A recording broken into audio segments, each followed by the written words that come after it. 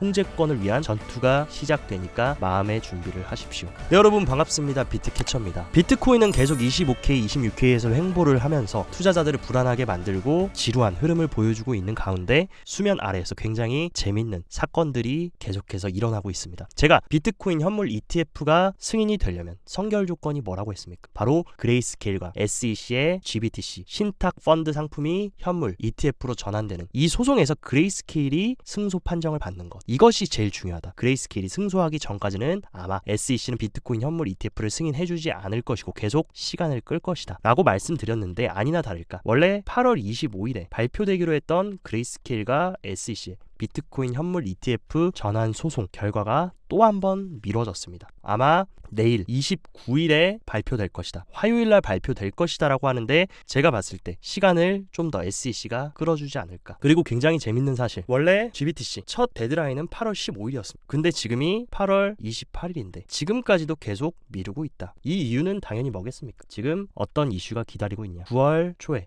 블랙록의 비트코인 현물 ETF부터 비트와이즈, 바네크, 위즈덤트리, 인베스코, 피델리티, 발키리, 이런 미국의 전통 금융기관들의 비트코인 현물 ETF 첫 승인 심사가 예정이 되어 있다. 아마 그 전까지 SEC는 계속해서 그레이스케일, GBTC 소송을 질질 끌고 갈 가능성이 높고, 최종적으로 어디가 마지노선이냐. GBTC의 파이널 데드라인이 10월 초인데 굉장히 재밌는 게, 비트코인 현물 ETF 승인의 선결 조건이 뭡니까? 그레이스케일의 미국 SEC 소송 판결이 나와야 된다. 근데 그 시기가 10월 초인데, 재밌는 건 비트코인 현물 ETF 첫 승인 심사가 9월 초고, 여기서 만약에 반려가 된다라고 하면 세컨 데드라인이 10월 중순이다. GBTC의 파이널 데드라인 이후에 이런 월가 기관들의 비트코인 현물 ETF 두 번째 심사가 일제히 예정되어 있는데, 만약에 이때 그레이스케일이 SEC로부터 GBTC 현물 ETF 전환 소송에서 승소를 해서 판례가 나온다라고 하면 일제히 10월 달에 비트코인 현물 ETF가 승인이 되면서 확실하게 게임 체인징 역할을 하면서 하반기 3분기 말에서 4분기 초에 상승장으로 턴어라운드하는 그런 계기를 만들어줄 수 있다라고 저는 보고 있습니다. 그리고 또 재밌는 게, 이런 월가 대형 기관들의 첫 비트코인 현물 ETF 심사가 9월 초에 일제히 예정되어 있는데, 이번 주에 매크로 이슈가 얼마나 굵직한 이슈들이 많습니까? 일단 첫 번째, 목요일에는 유로존의 CPI 발표, 그리고 가장 중요한 물가 지표인 근원 PCE, 이 파월이 말하는 목표 물가 2%는 이 근원 PCE가 2%까지 내려가야 된다. 근원 PCE가 예정이 되어 있고, 또한 어떤 지표 발표가 있습니까? 가장 중요한, 현재 지금 다음 FOMC의 금리 인상이냐 동결이냐 이 부분을 결정 지을 고용지표와 실업률 발표까지 이번 주에 다 예정이 되어 있다. 근데 재밌는 사실, 그 핵심 지표 발표가 끝나는 날이 9월 1일이다. 그 다음에 9월 2일에는 뭐가 예정되어 있습니까?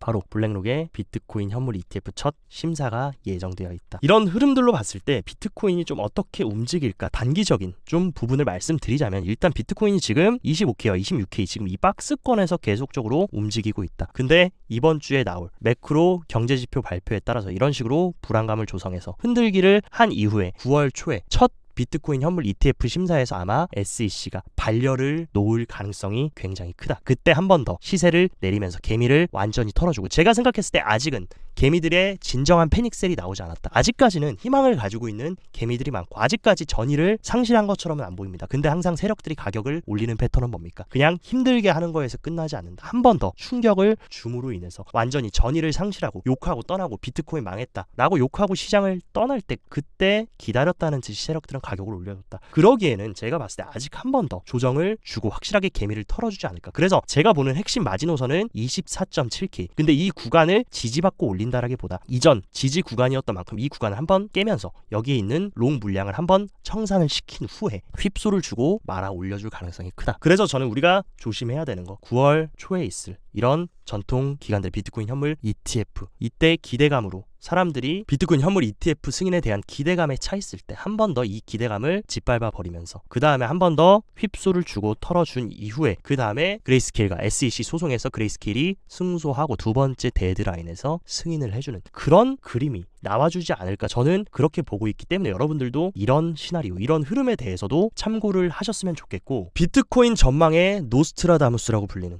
비트맥스의 창업자 아서 헤이즈가 최근에 또 굉장히 의미심장한 얘기를 해줬습니다. 아서 헤이즈가 레리 핑크 및 블랙록과 같은 전통적인 금융 거물급 기업이 비트코인 및 암호화폐 영역에 은밀하게 침입할 계획을 세우고 있다고 주장하면서 통제권을 위한 전투가 시작되니까 마음의 준비를 하십시오. 제가 왜 이 아서 헤이즈의 인사이트를 굉장히 신뢰도 있게 보고 높게 사느냐, 그 이유는 과거에도 이 아서 헤이즈가 6월 달에 어떤 얘기를 해줬습니까? 올해 3분기 말부터 4분기 초에 강세장이 시작될 수 있다. 그때까지 조용히 매수할 것이다 라고 했는데 3분기 말부터 4분기 초에 어떤 게 예정이 되어 있습니까? 그레이스케일의 SEC, GBTC 소송, 파이널 데드라인과 그리고 일제히 대형 월가 금융기관들의 비트코인 현물 ETF 세컨 데드라인이 일제히 몰려있다. 제가 봤을 때도 이 시기가 확실하게 시장의 변곡점이 되는 자리라고 생각을 하는데 아서 헤이즈가 6월 달에 미리부터 이 시기를 점쳤다. 근데 여기서 그냥 끝나는 게 아니라 아서 헤이즈가 소름 끼치는 이유는 그때 그가 뭐라고 했습니까? 글로벌 리스트들이 자산 시장으로 자금이 서서히 유입됨에 따라 비트코인의 강력한 지원 기반이 형성될 것으로 전망했는데 이때가 6월 초였습니다. 근데 6월 중순에 갑자기 블랙록을 비롯해서 피델리티 등등 이런 월가 전통 금융기관들이 일제히 비트코인 현물 ETF를 기다렸다는 듯이 신청을 했고, 그때 얘기했던 게 인플레이션이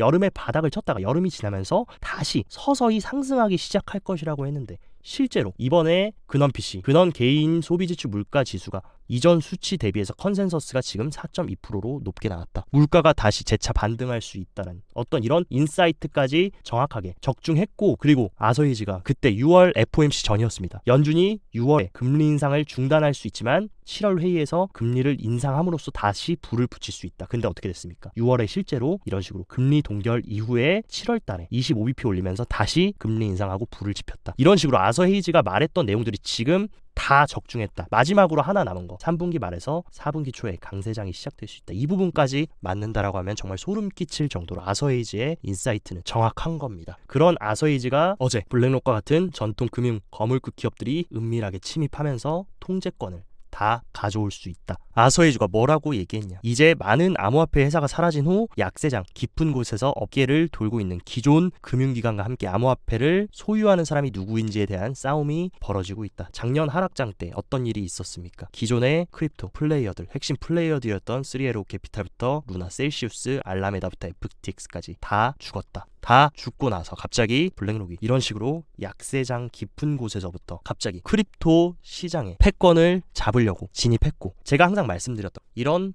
블랙록이나 피델리티 이런 세계를 움직이는 글로벌 리스트들이나 금융 엘리트들은 알고 있습니다. 인플레이션에 대한 유일한 해독제가 암호화폐라는 거, 그리고 그들의 통제하에 암호화폐를 발밑에 두고 본인들이 살아남기 위해서 이 시장을 삼킬 수밖에 없다는 거. 왜냐하면 지금 현재 미국의 통화 공급량 차트를 한번 보십시오. 미국이 엄청나게 돈을 찍어내면서 시중에 화폐가 엄청나게 풀렸고, 그로 인해서 인플레이션이 발생했고 지금 돈의 가치는 날이 갈수록 떨어지고 있다. 2020년 초에 우리의 유통량은 4조 달러였는데 현재 유통량은 거의 19조 달러, 3년 만에 거진 375%나 증가했다. 앞으로도 계속 이런 식으로 화폐를 찍어내고 돈을 찍어낸다면 화폐의 가치는 떨어질 것이고, 더 큰 문제는 뭡니까? 이런 식으로 미국이 계속 국채를 발행해서 돈을 찍어내는데 결국에 미국의 이런 엄청난 부채, 이런 부채를 상환하려면 더 많은 자금 창출이 필요한데 지금 미국은 현실적으로 그럴 힘이 안 된다. 지금 이 미국의 국채 이자를 내는데도 급급한 것이 미국의 상황인 만큼 결국에 뭡니까? 비트코인이 지금 유일한 해독제라는 것을 이미 그들은 알고 있다라는 것입니다. 그 부분을 지금 아서 헤이즈가 정확하게 지적했고, 암호화폐 억만장자는 세계 최대 자산관리사인 블랙록이 채굴 산업뿐만 아니라 비트코인 합의 네트워크 대부분을 장악하려고 시도할 가능성이 높다라고 말했는데, 여러분들이 아셔야 될 굉장히 재밌는 사실, 블랙록은 상위 5대 채굴자 중 4곳의 지분을 장악하고 있다. 이런 식으로 라이엇 블록체인부터 마라톤 디지털, 사파이어 마이닝, 헛8 마이닝, 테라울프, 이 대형 채굴 기업의 심지어 4군데의 2대 주주다. 여기서 이미 게임은 끝난 겁니다. 지금 블랙록은 비트코인 현물 ETF부터 채굴 시장까지 완벽하게 장악하면서 지금 아서 헤이즈가 말한 대로 채굴 산업부터 비트코인 합의 네트워크의 대부분을 지금 다 장악해버리려고 지금 제대로 계획을 짜고 있다. 결국에 뭡니까? 아서 헤이즈가 과거에 얘기했던 것처럼 올해 하반기를 지나서 내년 비트코인 최대의 이벤트, 비트코인 반감기와 미국의 대선까지, 이 사이클을 이미 글로벌 리스트들과 금융 엘리트들은 알고 그것을 준비하고 있다. 그리고 거기에 선두에는 누가 있느냐? 바로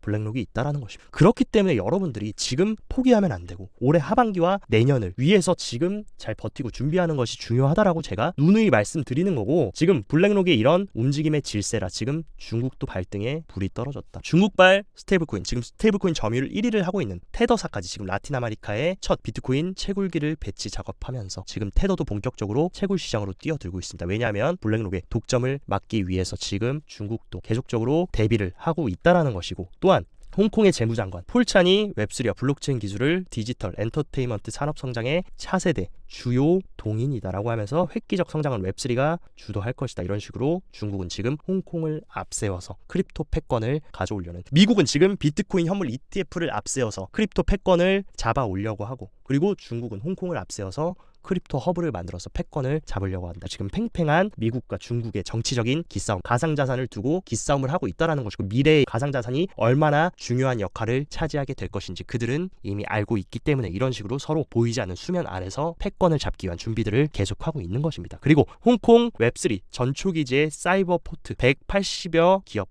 생태계를 구축하겠다라고 하면서 홍콩 정부가 가상자산 정책을 발표한 이후 현재 100곳 이상의 기업이 사이버포트에 입주했고 180곳 이상의 웹3 기업이 생태계를 구축해 건전한 성장을 지속하고 있다라고 하면서, 홍콩의 사이버포트는 홍콩의 블록체인과 가상자산 등 웹3 비즈니스의 전추 기지가 되고 있고, 이곳은 인재 양성, 산업발전, 인식 제고 등 세 가지 측면에 중점을 두고 꾸준히 웹3 정착을 지원하고 있다. 이런 식으로 홍콩도 지금 미국의 질세라 지금 총력을 다해서 크립토 시장의 패권을 가져오기 위해서 움직이고 있다. 그리고 홍콩 금융선물위원회가 첫 번째로 개인 소매 거래를 승인한 해시키 거래소가 비트코인과 이더리움 현물 거래 지원을 오늘 28일 발표했습니다. 그렇기 때문에 오늘부터 중국 및 홍콩의 개인 투자자들 차이나 머니가 유입될 수 있는 그런 창구가 열렸고, 그리고 하반기부터 이런 움직임이 가속화된다라고 하면, 그때 맞춰서 미국의 비트코인 현물 ETF까지 승인이 난다라고 하면 엄청난 대폭발이 하반기에 기다리고 있을 수 있다. 그러니까 우리는 준비를 잘 해야 된다라는 거 여러분한테 제가 계속 말씀을 드리는 겁니다. 그리고 브릭스의 핵심 국가 인도마저, 인도 모디 총리가 암호화폐에 대해서 기술 변화의 빠른 속도는 현실입니다. 이를 무시하거나 포기할 이유가 없다라고 하면서 인도 총리 통합 접근 방식 채택에 초점을 맞춘 글로벌 암호화 프레임워크를 요구한다. 미국에 맞서서 중국은 뭡니까? 브릭스를 구축해서 서방과 대립하면서 이런 식으로 인도까지 크립토 패권을 잡아오는데 브릭스를 중심으로 합류를 하고 있는 모습. 이 엄청난 서방과 브릭스를 중심에 두고 이 크립토 패권을 가져오기 위해서 지금 대립하고 있는데, 이 싸움의 무기는 뭡니까? 우리는 미국이 이기냐 브릭스, 중국을 필두로 한 브릭스가 이기냐, 이건 중요한 것이 아니다. 이 둘이 싸우려면 결국에 무기는 뭡니까? 자본주의에서는 무기는 돈이다. 그들의 돈이 엄청나게 시장에 들어오면서 이 돈 가지고 본인들이 패권을 가져오기 위해서 엄청난 돈을 쏟아부으면서 싸운다 하면은 결국에 좋은 건 뭡니까? 좋은 건 투자자들이다. 비트코인 시장이 상승하고 시총이 올라갈 수밖에 없는 자연스러운 흐름으로 갈 것이기 때문에 우리가 단기적인 이런 흔들기, 블랙록이 싼 가격에 많은 비트코인을 매집하고 이 시장을 장악하기 위해서 지금 만들어온 트랩에 우리는 절대 걸려들면 안 된다라는 것입니다. 그리고 굉장히 재밌는 사실, 미국 기반 가상자산 거래소에서 비트코인 보유량이 지속적으로 감소하고 있다. 왜 그럴까? 계속 누군가가 미국의 거래소에서 비트코인을 구매해서 본인들의 개인 지갑 혹은 수탁 서비스로 계속해서 축적을 하고 있다라는 뜻입니다. 그리고 최근에 어떤 얘기가 나왔어요? 1000개 이상을 보유한 지갑 주소수, 비트코인을 1000개 이상 보유하고 있는 사람들이 상식적으로 개인들이겠습니까? 아니면 고래, 기관들 혹은 채굴자들이겠습니까? 당연히 이런 세력들이다. 근데 세력들, 1000개 이상의 비트코인을 보유한 지갑 수가, 비트코인은 계속 가격이 빠지고 약세를 보이고 있는데 한 달 최고치를 기록하면서 이런 식으로 가격은 내려가지만 1000개 이상의 비트를 보유하고 있는 주소수는 계속해서 늘어나고 있다. 지금 온체인 데이터도 우리한테 답안지를 알려주고 있고, 어떻게 보면 비트코인의 펀더멘탈이라고 할 수 있는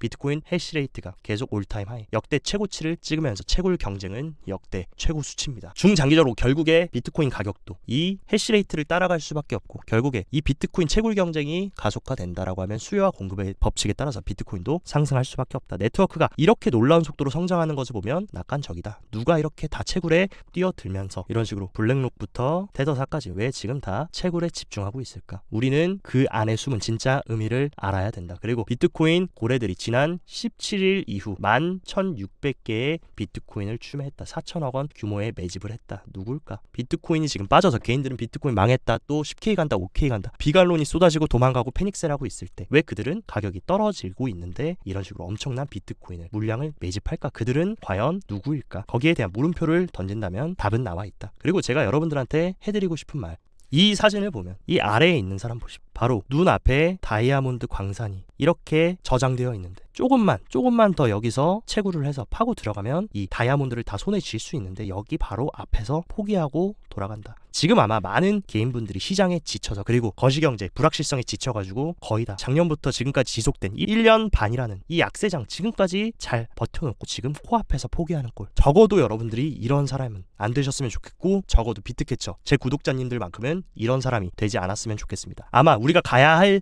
여정이 조금 더 남았을 수는 있다. 근데 절대로 네버 기버 포기하지 말고 계속 우리는 이 다이아몬드 광산, 이 광산이 얼마 남지 않았다. 이제 거의 80% 왔습니다. 80% 왔기 때문에 나머지 20% 얼마 남지 않았기 때문에 이 구간까지 계속 구축해서 정진해 나가서 이 엄청난 다이아몬드 광산이 있는 이것을 쟁취하러 저와 함께 계속 나아가셨으면 좋겠습니다. 네, 오늘 방송도 시청 진심으로 감사드리고 영상 도움됐다 하시면 좋아요, 구독 눌러주시고 더 자세한 디테일한 실시간 인사이트나 실전 투자에 대한 디테일한 정보는 영상 하단 고정 댓글에 제가 직접 운영하는 텔레그램 링크 활짝 열어놨습니다. 클릭만 하시면 바로 무료 입장 가능하시니까 들어오셔서 정보도 확인하시고 참고하셔서 성공적인 투자 이어나가셨으면 좋겠습니다. 여기까지 비트캐쳐였습니다. 감사합니다.